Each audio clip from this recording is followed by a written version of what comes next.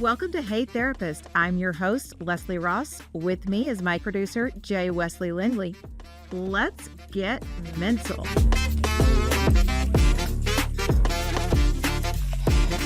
Are we? Hello, everyone. Welcome back to Hey Therapist. Welcome back, guys. We're here today to talk about something. We're going to switch it up a little bit. Yes. And we're going to talk about something related to mindful travel. I feel like that we all are in need of a vacation. I feel like this year has, I don't know how to like politely say it, but it's just been almost like shit on a platter to a lot of people. And just about everyone that I've ran into. And I have been in the working in public for my entire career. I mean, which I think everyone works in the public. I mean, let's just be real. I mean, if you're not working in the public, then you have a stay-at-home job or whatever you're doing, or work from home. Even so, you're still dealing with someone. And I feel like that everyone that I have come in contact with in the last few months has just been like, oh, I need a vacation so bad. I need to reset. I need to really recenter myself. We're halfway through the year, and it's kind of insane to me. It really is. I mean, it really is. I mean, not. I don't know where the year went. It's went really fast. It's been very, very busy. It's like I look up and I'm like, oh, we're almost to July. I have my phone out today because I have a lot of notes in my phone for us to talk about with mindful travel. And I think one thing that prompted this was a lot of clients talking about it with me. And I'm sure you also have a lot of clients. And then Leslie and I have been planning a trip for later on in the year. So that prompted it. And then my passport just arrived yesterday, actually. So I was like super excited. So I'm already ready to put some stamps in it. So I'm looking at going on a vacation pretty soon. So I felt like that it was such an appropriate time right now to talk about that and switch it up from everything else that we have discussed in the past and kind of go into something that was more centered around travel and how it can be so helpful for us mentally and helping us reset. So what's your ideas on it? I think it's very important. You know, a lot of people hesitate on travel and the things like they put it off, you know, and life is so short and we want to do the things that we enjoy and we want to make the most of it. And there's been times where, you know, I've wanted to go do things that I didn't have someone to go with. And I'm not even necessarily talking about a partner, but I didn't even have a friend that wanted to go, whatever it was. And I did it myself. I went on my own. There was a trip last year, 2 years ago, last year, I think it was, when our girl group had kind of planned a trip to Florida, and it was supposed to be like 8 of us. And then everybody started backing out. And we'd already booked, like everything was done. And I was like, you know what? I'm going. And there was one friend who was close enough to drive. And so she drove down and we hung out. But for the first couple of days, I was there by myself. Yeah. Just chilling by the pool, by the beach, just having drinks, you know, and it was so much fun. And it's just nice to take those breaks and it may not be able to go somewhere, but you can go outside, touch grass. You know, people joke about all the time, I need to go touch grass. But seriously, put a blanket in your backyard and lay down, go to a park, go somewhere. You know, travel is such an important thing, or just separating yourself from work. I don't even want to say travel, because I think travel institutes the idea that you got to go somewhere. Like just getting outside, stepping away from your phone, being, like you said, mindful about what you're doing in the moment and where you are and reflecting and those types of things. Yeah. Where's your favorite place that you've traveled to, like in all the years? Because I know that you've done a lot of travel where that you have done scuba trips and things like that. And where was your trip that is just like, because I know someone always asks that, and it's like there's somewhere that pops into your brain, and whether it was with the memories of who was there or it was the way that the environment made you feel. But what was that for you? What was your favorite place? For me, my favorite place is always Cozumel. And I know that sounds just because I've lived in Germany, I've traveled, which I loved, and I would go back and visit, and I have great memories of being there. But for me, I'm a water baby. Yeah. I want the ocean, and for this hemisphere, you can't beat it. And I think it's got nostalgic memories because it was the first ocean that I dove in, Hmm. really. And but I love the island. Love the people. I love being there, and it's just so relaxing, and it's not super fast paced, and Hmm. you can just relax and go dive and be by the beach or whatever you want to do. And I just really love it there. And that's one of my favorite places in the world. Do you do like resort there? Do you usually? Yeah, Okay. we usually do like an all inclusive, and Yeah. that way everything is right there. But I'll book my dives with, there's a couple of specific people that I will book dives with. Not usually the resort we're staying at. Most of them have their own dive shop in them, but we usually book with two particular agencies that have done us well. Hmm. Because usually we do, and most of the time it's the family, and we do a private charter because I don't Yeah. like being around a bunch of people I don't know. I don't trust your skills. I don't want my dive to be ruined because you're dumb. So we will do a Yeah. private charter and stuff like that. And we got to, there's a time of year you can go, and it's in the fall, usually around September, where you can go to Cozumel, and they have, so on the I think it's the north side of the island, they have where the lighthouse is. Okay. There's some ponds and some inlets, and there's crocodiles and some other things down there, but it's also a turtle laying sanctuary. And so it is protected. Everything is protected by their wildlife department. And so when the turtles come on shore and they lay eggs, they mark stakes and the date, so they know when they're supposed to hatch.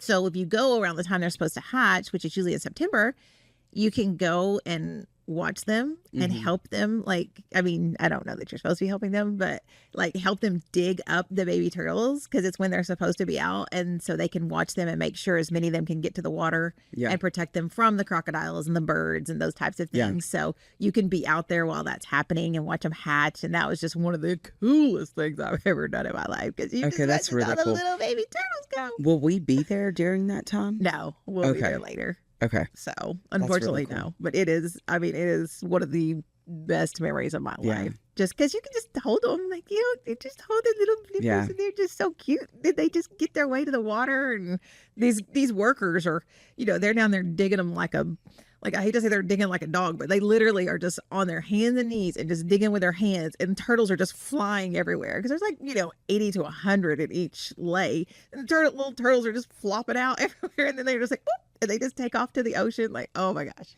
Isn't it so so crazy cool. that nature, like something so small that's never been in the ocean, Hmm. when you really start thinking Yeah. about that, like It just knows to go. it knows to go right towards that Mhm. water. Isn't that, I mean, that's just such a really, really cool thing, I bet, to experience and be able to see Oh for the yeah, first time. it is so cool, and I love little things like that, like Yeah. just being able to experience things and see something that you can't normally see or just be a part of. Yeah. We go to the ruins.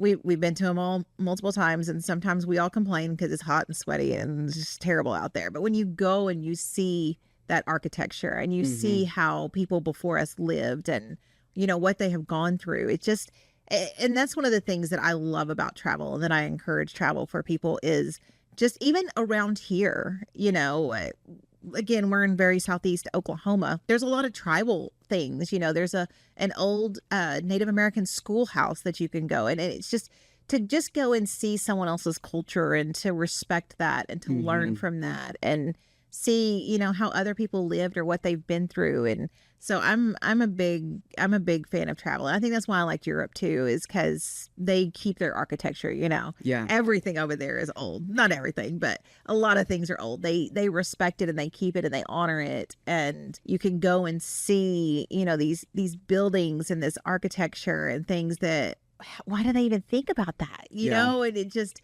Yeah. it's so fascinating to really immerse yourself in that. And that's what I enjoy. That's actually part of my notes, is the immersion and the connection of travel. And that is one of my favorite things to do when I visit somewhere, is to really connect with the local. Like, I want to see, like, even if it's within the United States, I love a cultural connection. Like, I think that there's such a belonging and to immerse yourself in that. And what you do realize is that we all are super connected. Whether you live the same type of lifestyle or you don't, there is this interconnection there that is so beautiful when you get to be around people of a different cultural background. And I absolutely love it. And that could be the part of me that is such a humanitarian, because I really do enjoy, as much as I do love my alone time, I do love to meet different people. And that was actually one of my favorite things about Denver, Colorado, was it felt like such a cultural diversity there. Like, there were so many different types of people that all lived within that city. I would have so many different types of cultures even coming in to get their hair done. And I just enjoyed it so much, because what I found was there was like such a deep connection, and we all are the same. Yeah. We all want the same things. We want to be loved. We want to have a good time. We want to be left alone. We want to be left alone. We want to have friends. Like, put yourself out there. Like, I think that's the biggest thing, is if you're not able to even afford to go out of the United States, if you're not afford to be able to go even that far, try camping. Yeah. Go to a campsite that maybe is like, what is the one oh my gosh, it's like a famous one that's like all over the world. AOK or something like that. KOA? KOA, yeah. So that, like, the KOA camp grounds, I've not got to go, but I have a lot of friends that have, and they always talk about, oh, I met a friend there. I met someone that was traveling across the United States.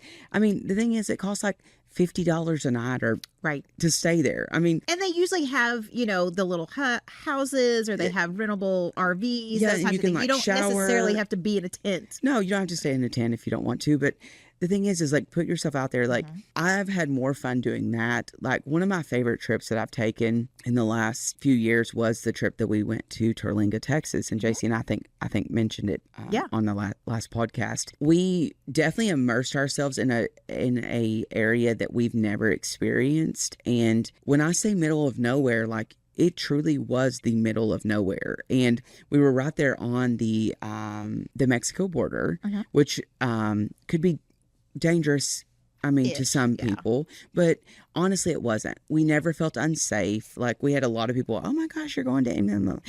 You're like, use your own judgment. I'm not going to try to smuggle anything in. I think I'll be all right. I think you'll be fine. It's very protected.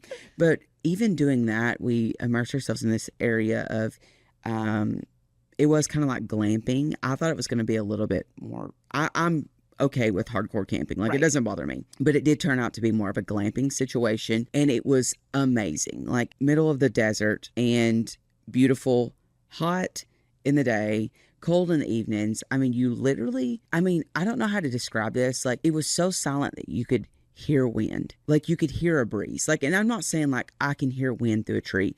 We all know what that sounds like. There's nothing out there. You're surrounded by, like, it's desert. You could actually hear it was so quiet and it was so beautiful. Cool. The stars were so close to you that you could feel like you could literally reach up and touch them. It was the most beautiful thing ever. We camped next to a volcano. It was so cool. There was a few moments that I'm like, this would be probably mine and JC's luck that this thing would erupt, during our stay. But it didn't. It didn't. It was wonderful. But there were so many moments of just like, we didn't feel the entire time with talking. We didn't feel it with music. We read in silence. We just like sometimes didn't even speak for hours. Not because we were upset with each other, just because we were like truly taking it in. We both didn't know what to expect. We came back and was almost depressed because of how reset we were. It was insane how good our mental health was. For like weeks and weeks and weeks, you could just tell that our nervous system had completely reset. We were only there for like 3.5 days. I would go and spend 2 weeks and not think twice about it. Right. It was unbelievable. And to be able to take JC, I'm used to that, like camping, and I love it. JC is not, like, that's just not her thing. She's a, 4 seasons girly.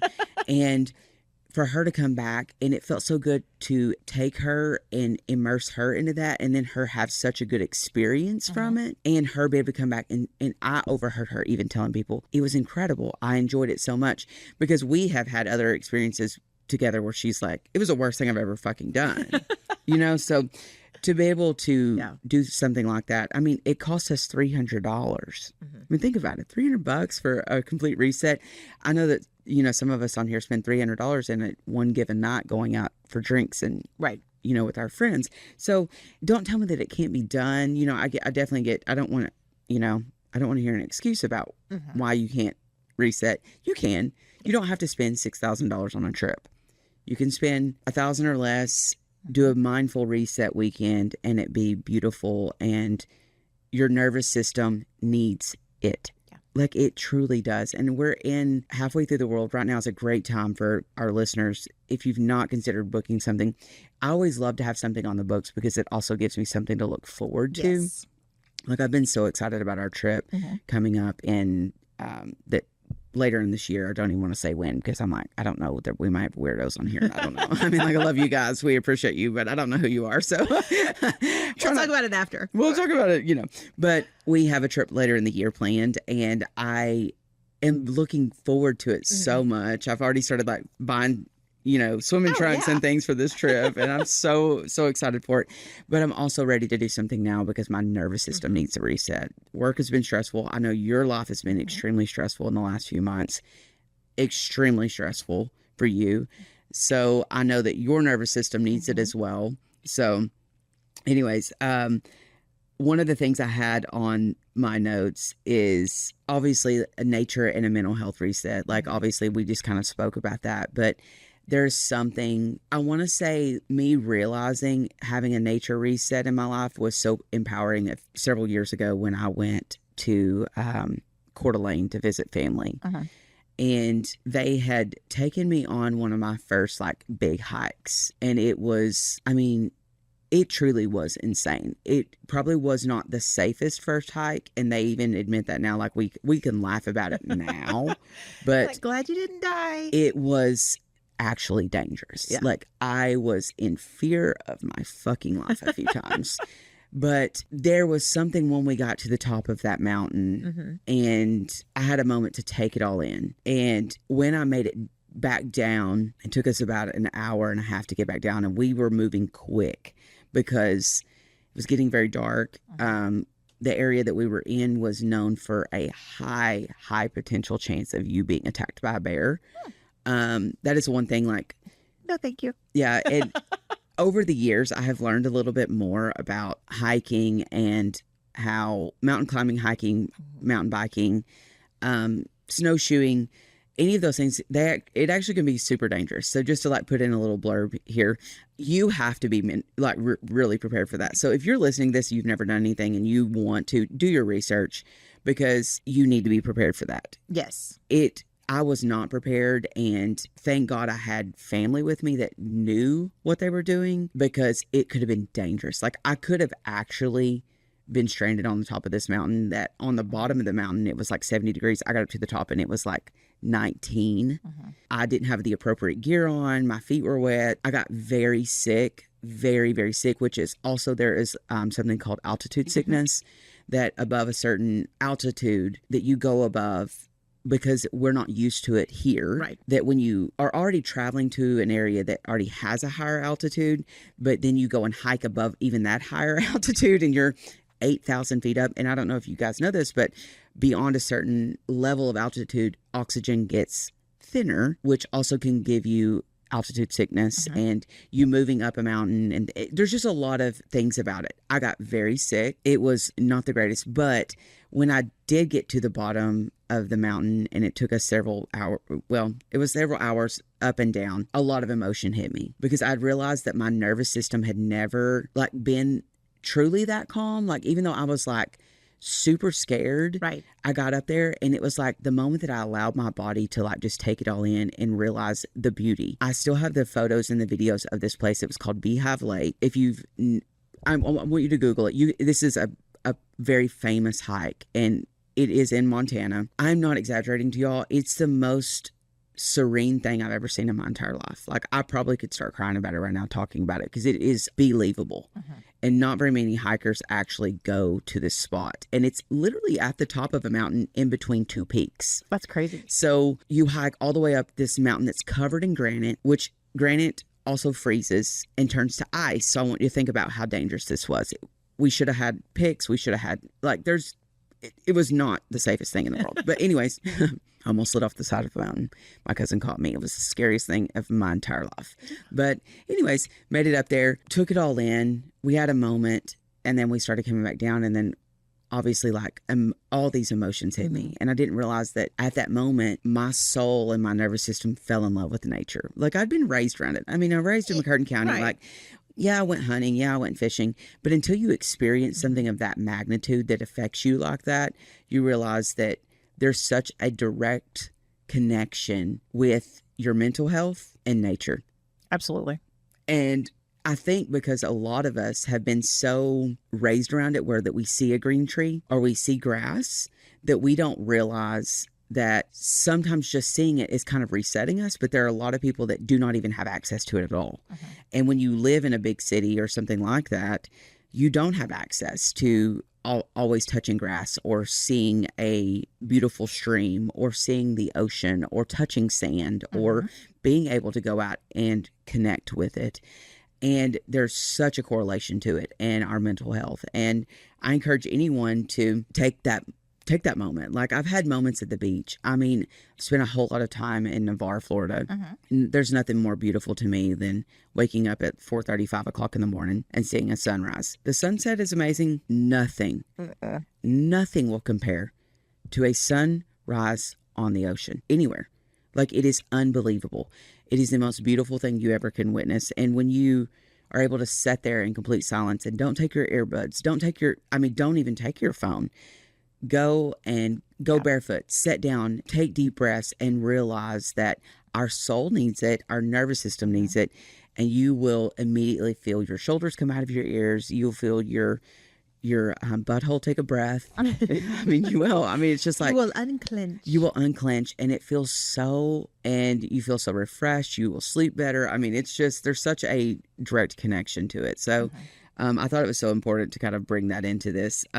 You mentioned this earlier, but this is in my notes about traveling solo. I want to talk about the empowerment and the reflection on this, because you mentioned this, and then I have just recently in the last year done a lot of solo things, and I think it's one of the most liberating things I've ever done in my entire life. It really is. Like, it is unbelievable. And I'm seeing a lot of trends on TikTok right now and Instagram Reels about the solo table theory. And it's where you go to dinner and you dress up, you get together, you get yourself together, you take yourself out. You don't take your phone. Obviously, people are taking their phone in and filming this. I mean, I know that's what, let's just be real. I encourage you not to do that. I encourage you to go in, and if you take your phone, turn it on, do not disturb, put your phone away, and enjoy the solo table theory. And take it all in. Don't worry about scrolling. Don't worry about if people are judging you. I love doing this. I love doing solo dinners alone. I love getting dressed up. I love going to have a nice glass of wine or bourbon on the rocks, whatever you want to do, whatever's your drink of choice, ordering a nice dinner in for yourself and just sitting there and enjoying it. And that right there, if you've never done solo traveling, will be the gateway into it, of you knowing that I can do this by myself. I don't need anyone here. And it's very scary. I mean, I'm not going to sit here and be like, oh, it's the easiest thing. No, it's not. All of us were meant and created to be dependent on have that codependency. Like, we're supposed to have a partner. Like, we truly are. Sure. But there's something so liberating about doing things like this alone, and solo traveling alone is amazing. And from your experience, what was one thing that was the hardest for you when you've done it? For me, for years, even before I went on that trip by myself and other things, like, I've always been the person that I'm going to go. You know, I won't say always, but there came a time in my life where I couldn't depend on other people, and I didn't have anybody to go with me. And I didn't, it may be something that my friends would go, but they're not going to enjoy it. A theater or going to a movie or going to watch a play or whatever it is. If I wanted to go, I'm going to go. I would maybe buy 2 tickets and see if anybody wanted to go. But if nobody's like, oh my gosh, yes, I've been wanting to do that, I'm like, okay, no worries. Maybe I would sell the other ticket. Maybe I would just be happy with an empty seat that I could put my bag in, whatever. So I've kind of, for a lot of my life, been the person that goes alone. I'll go to dinner by myself. I'll go to movies by myself. And it does freak a lot of people out. They're like, oh my God, I could never. I'm like, but why?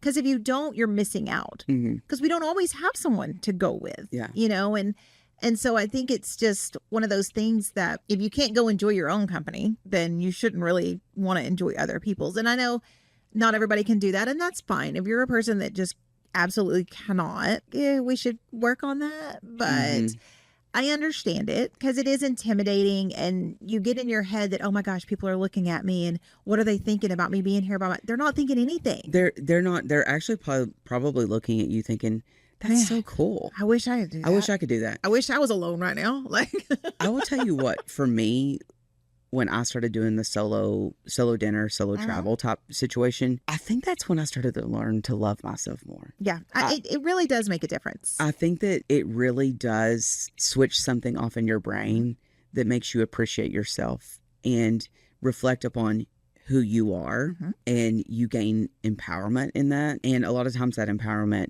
teaches you to love yourself more.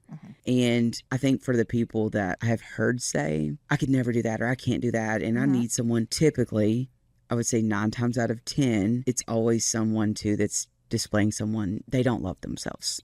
They kind of have those, they kind of fall within those, that same like definition of someone that needs to work on self-love, and just super insecure and afraid of other people's opinions. Stop worrying about, because they don't give a shit about you. They do not. Do not give a shit about what they think. Like, go and do the things. And, you know, when the Florida trip fell apart, I was backing out, and the friend that could drive, she's like, well, are you still coming? Like, are you? And I'm like, yeah. And I'm like, we've already paid for the cabanas. I've already paid for my room.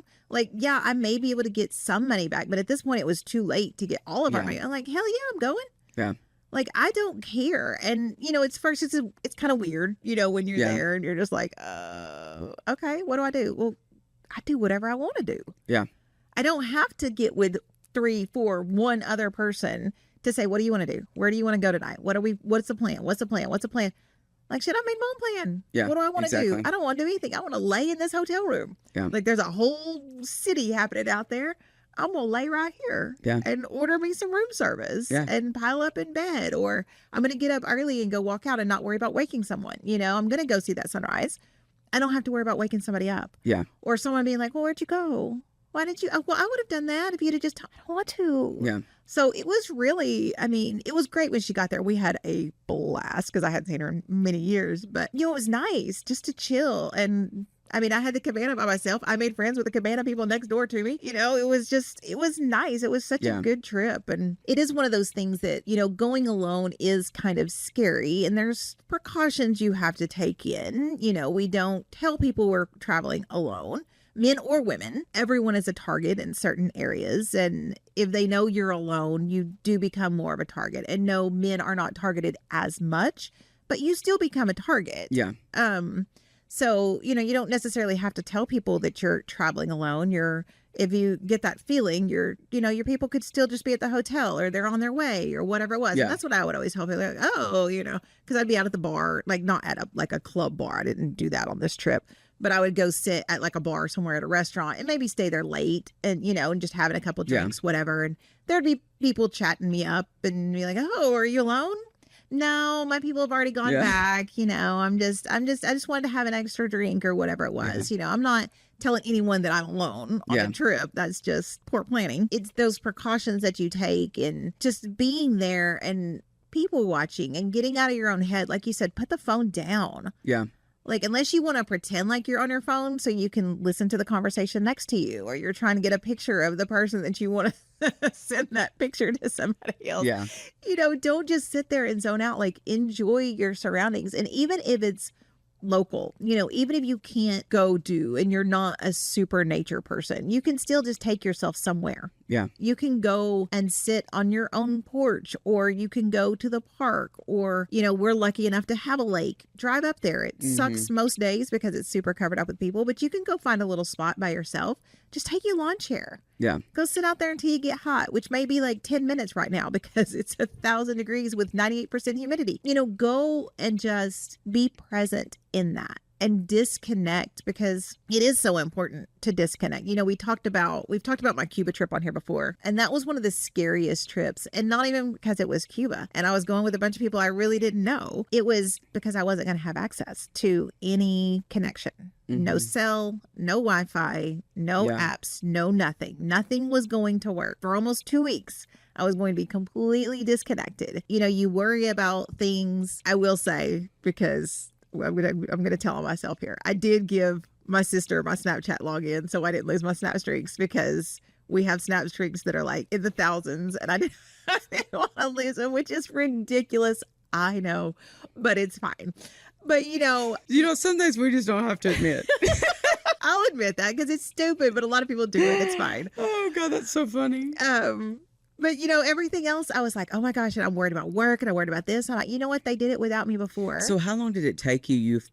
Do you feel like within like the amount of days before you were just like, it's just fine, it's good, like we're cool? I would say probably by day 3. Okay. When you just kind of give into, there's nothing I can do about it. Yeah. Like you worry and you pick your phone up because by nature, like and I think that's when I realized, like, it's one of those times you realize, oh, I have a problem. Because like first thing, I mean, and I use my phone for my alarm, you know, and to take pictures with, stuff like that. So I had my phone with me, but you pick it up and you go to open Facebook, or you go to open your email, or you go to open, and you're like, oh shit, none of that works. What am I doing? Like this isn't gonna work. Yeah. And so you kind of lose those habits, and kind of like when y'all were in Texas, you know, I know your service was not good. Terrible. So you weren't getting a lot of things, and you go, oh, what am I missing? What am I missing? And then you're like, you look up and you're like, oh, this is what I'm missing. Yeah. I'm missing these surroundings. I'm missing engaging with these people and seeing if they're people that I could be friends with, or, you know, at least get along with for the next week and a half, whatever it is. So it was one of those things that it was terrifying, because we are so dependent on our technology and connecting. And, you know, everybody knew that I was going to be gone. The people that mattered knew, not everybody, because that's not safe either, but the people that mattered knew I was going to be gone. They knew who they could contact if they really needed something. You know, there was emergency contacts that they could have got us on the boat, all of those things that was laid out in the travel plans. But yeah, it was really freeing. I took my iPod that I hadn't used in 1,000 years. I didn't even know it was still going to work. And I tested it out before we left, and it worked. So I'm like, okay, I've got something to play music on, because, you know, there's no streaming. Yeah. The phone doesn't work. So I had my iPod that's 1,000 years old, and you got to keep it plugged in or it dies. That's funny. So we, you know, one of the guys on the boat had a little speaker, and we would set it up, and for the people up top, you know, we would just put some music on, and whoever wanted to go pick music off the iPod, iPod, they could. And so we had music going, and, you know, it was so nice. It was like you were talking about, you just feel that pressure, because phones and technology bring a lot of pressure. Yeah. There's an expectation to respond. There's an expectation that you come out. And with some people, they get to have that kind of expectation. But if I tell you, listen, I'm going to the lake, I'll be off my phone for an hour or two, whatever it is. I may check it, but I'm not going to have it in my hand. Obviously, I'm in the lake. Okay. Like, that should be all it is. Yeah. For the communication that you need for the people that matter. Anybody else, you know, and I do think about, because we're both old enough to remember a time before cell phones. Oh, absolutely. Yeah. Where if somebody needs you, they called the house. Yeah. And if you had an answering machine, they left a message. Yeah. You may not have an answering machine. Yeah. So they may just have to call back later when it gets dark, when they know you might be home, you know? And so I do think about that. And, you know, when I try to tell my staff this, I tell clients this, I tell everybody this. People don't need to have 24-hour access to you. True. We allow them to have 24-hour access to us. I do not. I get onto my staff all the time, because they're like, oh yeah, I read that email last night. Why are you reading your email at night? Yeah. Why do you have it set to go off on your phone? Why do you have these? Like, I am not that person. I very much believe in work-life boundaries. And I know sometimes it's hard to have that. But if you can find it, like you said, just going outside, sit down. Yeah. Just go sit down. Go sit in your car at lunch And you can have it running because, again, it's 1,000 degrees outside. But if not, just feel the heat.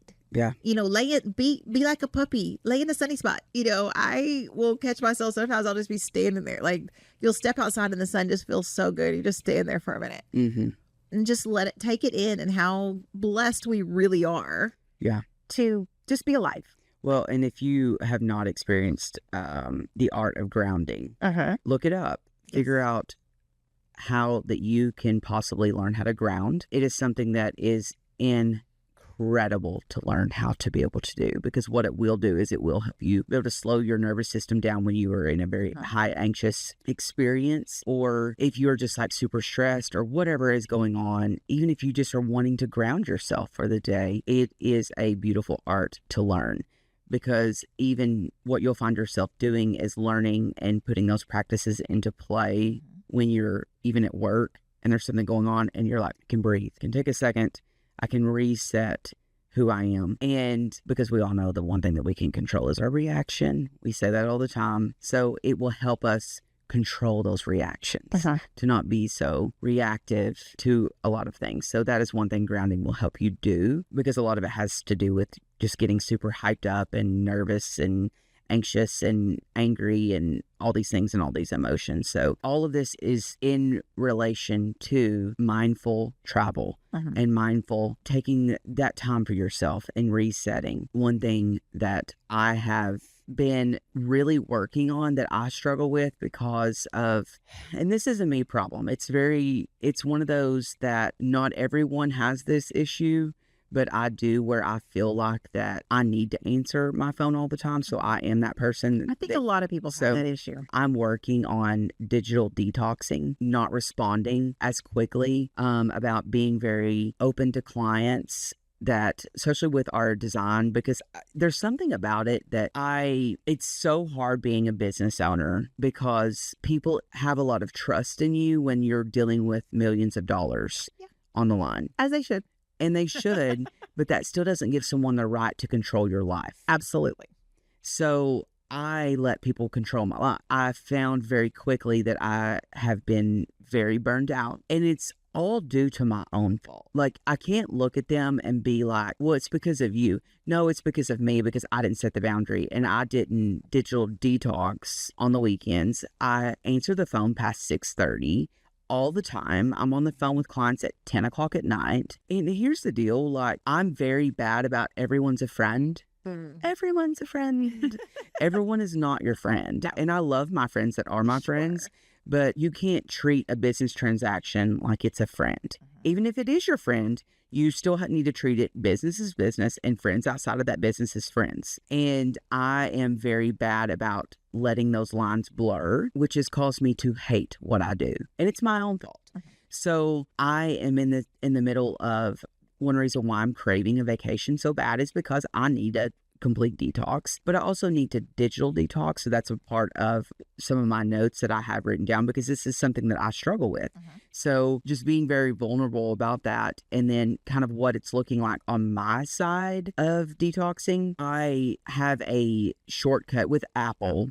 You can create a shortcut in your phone it will auto respond to anyone that texts me if I turn it on. And the auto response will literally say, auto message, I'm currently out of office. If this is an emergency, please dial blah, blah, blah, blah, blah, XOXO Riley. Because I needed to set something so that, and here's the deal, if you text again, it will respond right back to that. It is like a AI that's built into the phone. So it's something that I've only turned it on one time.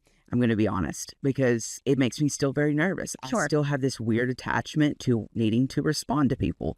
So it's something I'm currently working on. One thing that I do try to do as well is very mindfully come home, and I have a 2-story home. In the evenings, I try to take my phone upstairs, put it on the charger, and not touch it. I go back downstairs and cook dinner and try not to even mess with my phone. So it's the simple start like this. If you struggle with digital detoxing, that will start helping you, where you're like, I can step away from my phone. I will tell you guys how bad it is, how much that I rely on having my phone next to me to make sure that I'm responding to everyone and being responsive. And I have such a habit that while I'm at work at my salon job, that I'll walk by and I'll tap the screen to see if anyone's texted me, called me, or anything like that. I've seen you do that. Okay. Everyone's seen me do that. To the point where clients started calling me out on it. They're like, why do you keep tapping your phone? It's so subconscious now for me to check. It is. That I have now, if out of the corner of my eye, even see something that looks like my phone, I reach over and tap it. Okay, that's fucked up. So I need to tell y'all how fucked up I am. I'm that fucked up. And I have to be better. So that's when I knew that I have a problem. It's like an addiction. It would be Absolutely is an addiction. it's an addiction for me that I'm trying to work on to be better. That I think that if I can overcome this addiction of this, that I think it's going to get so bad that people are like, wow, like you don't even respond anymore at all. I don't want to. I have to tell you guys, like, I need this because I feel like I'm losing my mind to the point where she'd even have to admit this. See? Now it's your turn to say things we have to say. Literally have had to have my doctor put me on anxiety medication recently. That's okay. Because I had severe anxiety about it. So I'm not a perfect person. I'm not sitting over here being like, oh, you need to do this and you need to do that. No, like I too am being very vulnerable right now and like being very honest with you guys about it is so important to do these detoxes and you to reset because some of us literally still struggle with it. I mean, it's very, very hard. I mean, I have got to be better at being more mindful in that. So I'm not going to sit here on this throne and act like that I'm greater than anyone and that I know something that I don't think anybody thinks that though, because I guarantee everyone listening to this is like, oh yeah, I do that too. Yeah. Oh yeah. Yeah. I check it all the time. Like yeah, when I don't even hear it vibrate or it didn't even go off. Nothing's going off and I'm like fucking tapping my phone to see if someone's messaged me. That's an addiction. That's an issue. Mm-hmm. I'm just telling you, just from if you're doing that, you're addicted and we all need to be better. We need to hold each other accountable. Message me on Instagram, Urban Cowboy Color. If you have this problem, message me. I would like to know because I feel like that there needs to be a group for us. Like we need help. Like this is insane to me that I'm that dependent. And what's so bad is like, I'm not even that dependent on getting on Instagram and scrolling. I'm not even really an Instagram scroller. I've gotten even better about the whole TikTok situation. I don't even really, my whole thing is like, oh, did I miss a phone call? Did I miss a text message? Did this person reply? Did they not?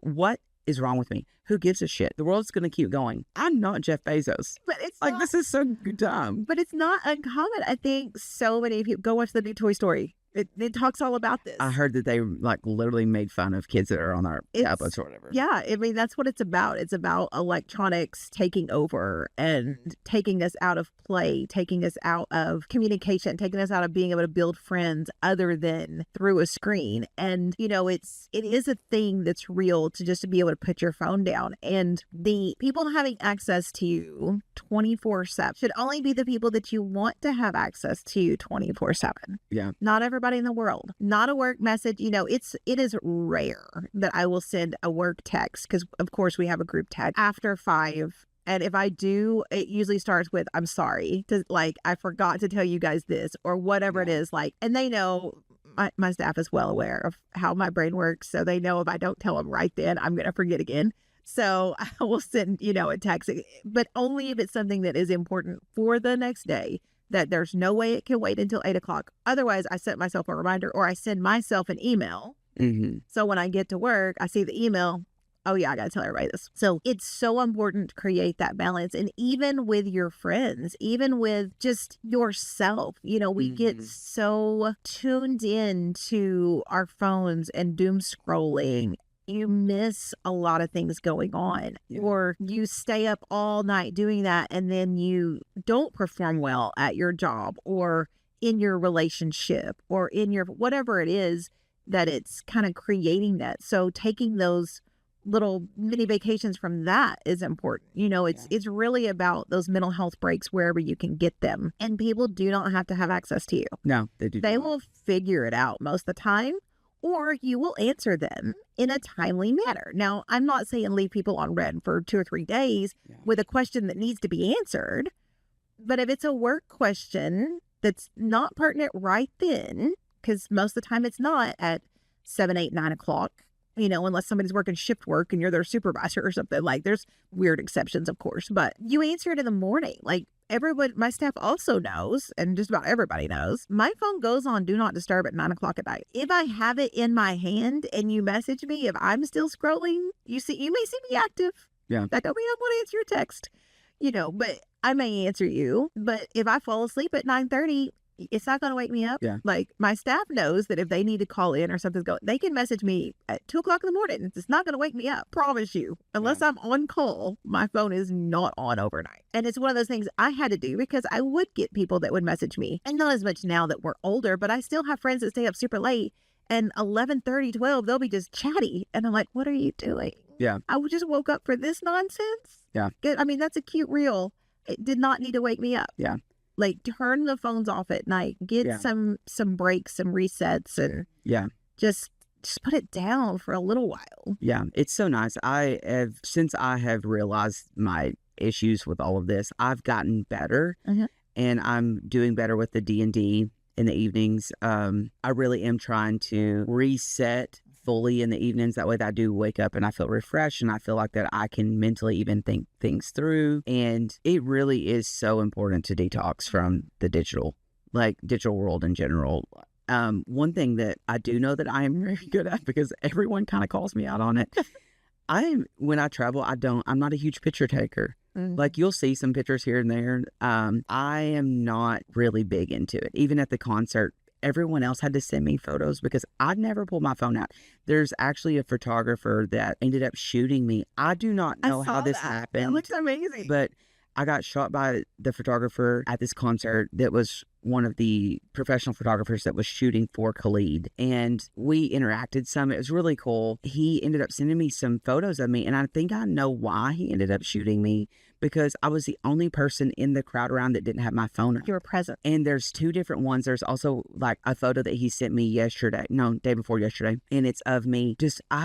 I loved it. I just had such a great time, because I really am. That is the one part about me that I am able to be present for, is if we're at a beach or we're out and about, like, I will put my phone down. That is one thing. Like, I'm very weird about that. Like, but I want to be in the moment, very present. So the DJ was performing. There was a DJ before Khalid came on, and I was vibing. I mean, I was dancing, I was up front, I was right next to the stage, and I am literally the only person dancing in the entire crowd, and he took a photo of me.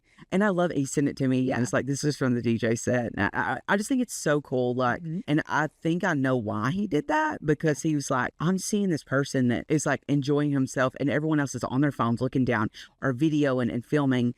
And my buddy that I went with, he's the one that he sent me a lot of the photos of the concert. And he was like, you were so just present. He said, there were moments I was looking over, and he said, you didn't bring your phone out. You were just staring. And I said, I was just in the moment. Like, I was enjoying myself so much. And it was just so surreal to be there and listen to this artist that I've loved for years. And I encourage you to do that. Not everything has to be documented. You don't have to take a photo of your food every time you go out to eat. Actually, that's kind of weird, to be honest. Sorry. If you're that person, like, sorry to bust y'all's bubble, that's really weird. You don't have to take a picture of your cocktails, drink it with your friends. You don't have to take a picture with you and your friends. You don't have to take a picture of you hiking the mountain if you don't want to. Let your friends do that. If they're the ones that do that, right. But be in the moment. Like, when I say digital detox, I mean, don't even pull your fucking phone out. Like, take truly. one picture, put it up. Put it up. You know, I have a shitty memory. We know this. I blame the brain injury, but I think some of it's menopause, whatever. We don't have to go into that. But I have a shitty memory. But you're never really on your phone. I'm not. I will take a bunch of I will take pictures. Yeah. And maybe a video. And a lot of times if I'm videoing a concert, I'm videoing the crowd. Yeah. Because the crowd is are going wild. Yeah. And I'm like, oh my gosh, this is crazy. Look at this, I'll take a few pictures. I'll take a picture with our group. I'll take people pictures. I take a lot of selfies because I'm usually the one taking the pictures, not the one in the pictures. So I have to take selfies, but then I put my phone up. Yeah. Like, until something else, like, cool, like, oh my gosh, I gotta remember this, but otherwise I try to keep my phone up. Yeah. Because I want to be present. I want to remember it. I may go back and watch the video. I doubt it though. Yeah.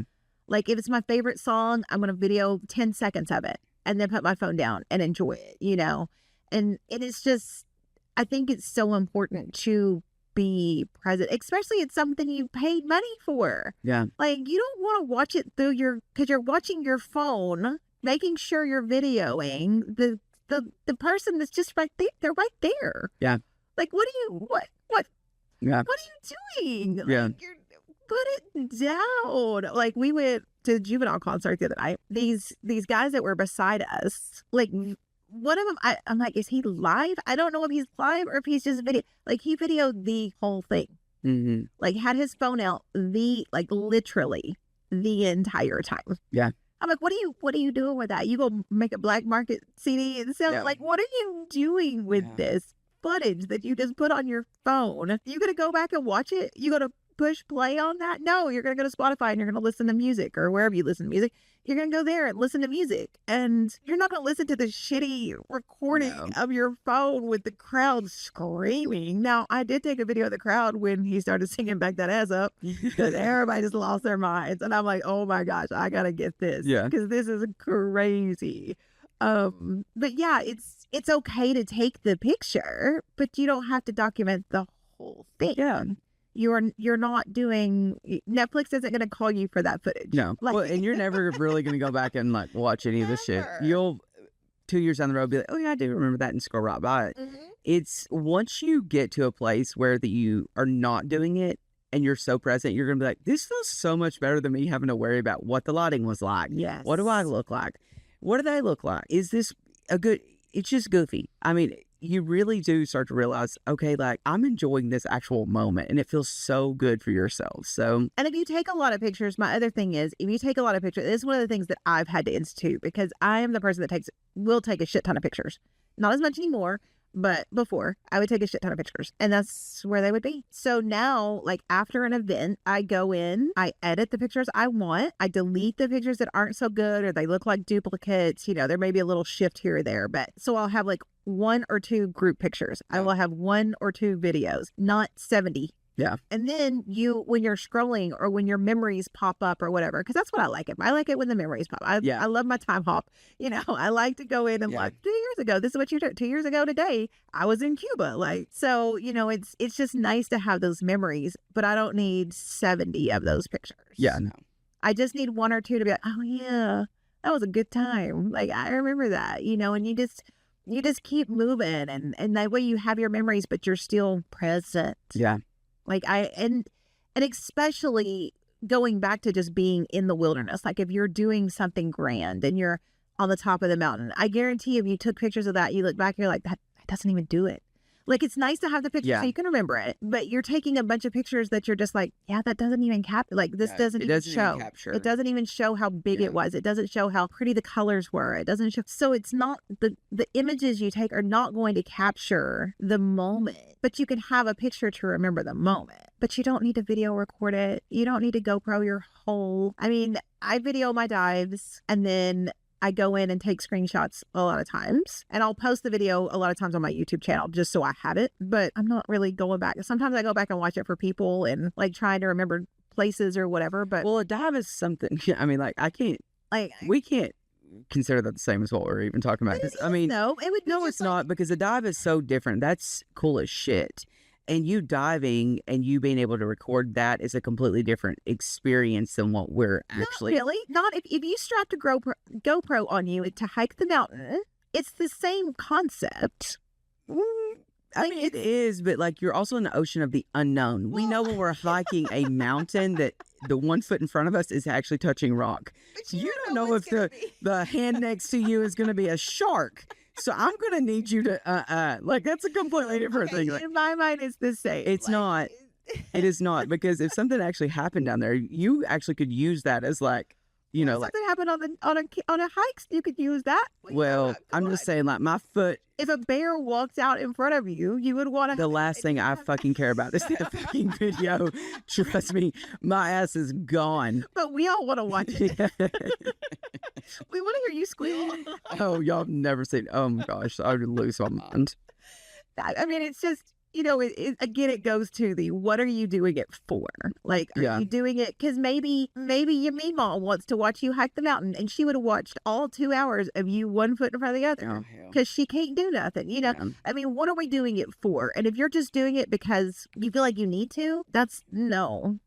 Like, if you want to have those memories, and again, 1 or 2 pictures, it's going to suffice. It's going to bring back the memories. And if something big happens, you're going to pull your phone out again and you're going to have a picture of that. So, you know, it's really about detoxing and being more present, which will make you more grounded, which will make you appreciate everything else more, and also make you realize how unimportant Facebook or Instagram is. And I am not sitting on listen, y'all, if y'all are friends with me on Facebook, you see my active status. It's a lot. It's a lot. Because I don't have shit else to do sometimes. I'm just scrolling and I'm like, why am I don't even care. I've hit the bottom of Facebook. Like, I don't know if you can do that anymore, but you used to could like hit the bottom. Yeah. Like, and it's just like, there were times that I have done that. I'm like, oh my God. Yeah. This is terrible. Digital detox is it's just amazing. And to circle back to all this and like the beginning of us talking about mindful travel, if you are not in a place that you can afford to go out and go on trips, I've done amazing staycations at my house. You could plan that looks like you literally treating your home like a vacation resort. It is so important to do. Within that, you treat it just like that. So what are you going to do? Or you need to digital detox, light your favorite candles, cook your favorite food, or have your favorite food catered in, whatever that you can do to be able to do that mindful reset for yourself, because it is so, so, so vital to our lives, our nervous system, and just everything about us. It will help you reset yourself completely. And I feel like that, like I said in the beginning of this podcast, I feel like that everyone right now in the world is at this position. Like, it's people that I've talked to in the last few months that you would never expect this from, that they're like some of the strongest people that I know. And they look like they have been beaten down by the world because it has been so hard. And I mean, recently said, I think because we have really gotten ourselves so overwhelmed with work and what's going on in the world that none of us know, and our nervous systems don't know the difference between stress and non-stress and what calm and chaos feels like. And they're so interconnected right now that when you do start to separate those and your nervous system starts to relax, that I do think that some of you actually would be emotional. Oh, for sure. Like, an emotion is going to come out of you, and that's okay. I want you to realize that is literally your nervous system saying, I'm finally breathing again. And so I think that it is so important right now that everyone do this and take the time to reset, and whatever that looks like for you, to try it, even if it's just for a long weekend, if it's for a day, take the day off work if you have the time, and to do this. Yeah. So. No, I think that's important, and taking the time, and staycations are great. And if you feel overwhelmed in your own home, maybe it's not what you want. Maybe it's not clean. Maybe it's not, there's a lot of hotels anywhere that you can get a cheap hotel room. Yeah. Now, can you spring for a nicer one? Sure. Go find you a little resort that's close, or a hotel that has a pool right now. Like, if you just go and stay in a hotel for a night, even if it's in your own town. Yeah. Go and just get out of your own house if you need to. If your house is a stressor, get out of your house. Even if that means leaving behind the people in your house. Maybe you need a break from everyone, your partner, from your family, from your kids. Maybe if you're, especially our stay-at-home moms, it's a lot of work. And to take on all of those burdens. And if you need a break, then you tell your partner or whoever can watch the kids, hey, I'm going to a hotel tonight. I'm going to go lay up and watch TV, and then I'm going to hit the pool in the morning, and then I'll be home because I need a break. And if they say, well, you shouldn't need a break, then you need a break from that partner. Like, let's go ahead and plan an escape. Like, let's do that. Because people need to respect what you need to. And if you tell people, I need space, I need to go on this trip by myself.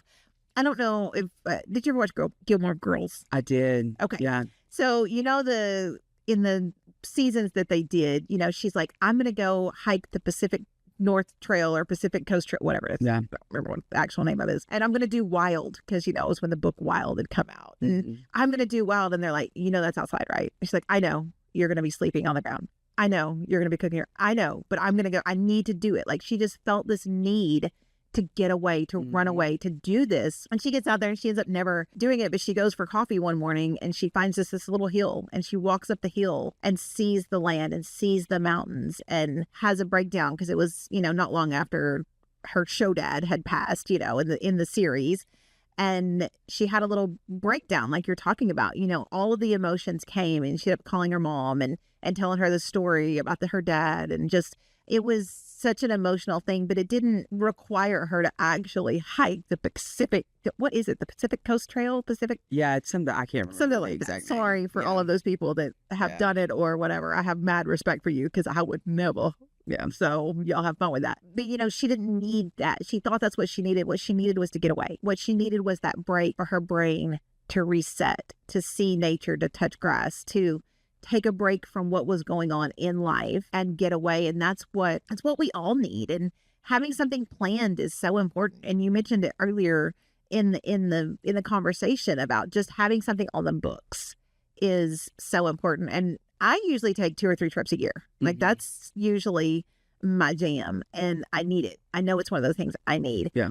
And with everything that's going on and stress and work and unknown, I haven't taken any trips this year. Like everybody's like, why have you not? Because it's weird for people, for me to not travel. And there was hesitation even planning this trip that we're going on together because I don't know what my life is going to look like in November or December or whenever we're going, in the end of the year. I don't know what my life is going to look like. Yeah. And so there was hesitation even planning the trip. And I'm like, no, I'm not going to not go on this trip. Yeah. I'm not going to not do something. We planned it, and there was a relief that came over me. Me too. Like, Yeah. I was like, I am gonna do something. We are going on this trip. Like, and it just felt good. And it's a long time from now, but it'll be here before we know it. And maybe I'll squeeze something in before then, maybe just a weekend trip somewhere, whatever. But like just having that planned has really made, like you say, make my shoulders come down a little. Yeah.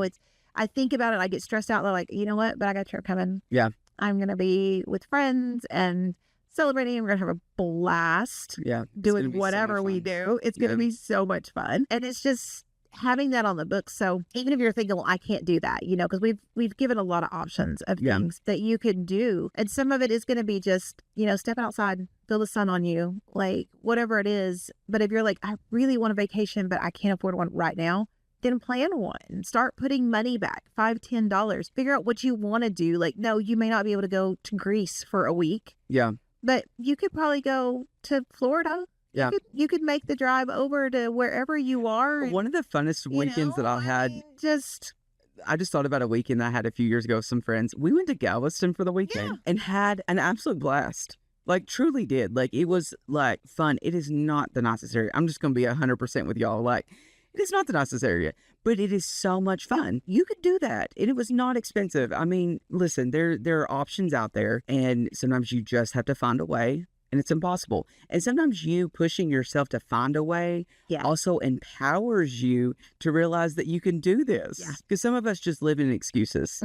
And that has to stop, There's always, you could always find a reason not to. There's always a reason not to. There's always a reason not to. But there's so many reasons too as well. Like, so find that reason. Once you find that reason, once you get a little taste of it, you're like, oh wait. Yeah, this is great. This is pretty cool. Yeah, it's amazing. Well, guys, I think that's all we have for you today about mindful travel. We will see you guys next week. See you later. Thank you for joining us on Hey Therapist. For my co-host, Riley DeWitt, I'm Leslie Ross. You can contact us on the website at heytherapist.com or on our socials at Hey Therapist Social. Hey Therapist is an SEOK radio production and is for your entertainment purposes only. Thank you for joining us. Make good choices.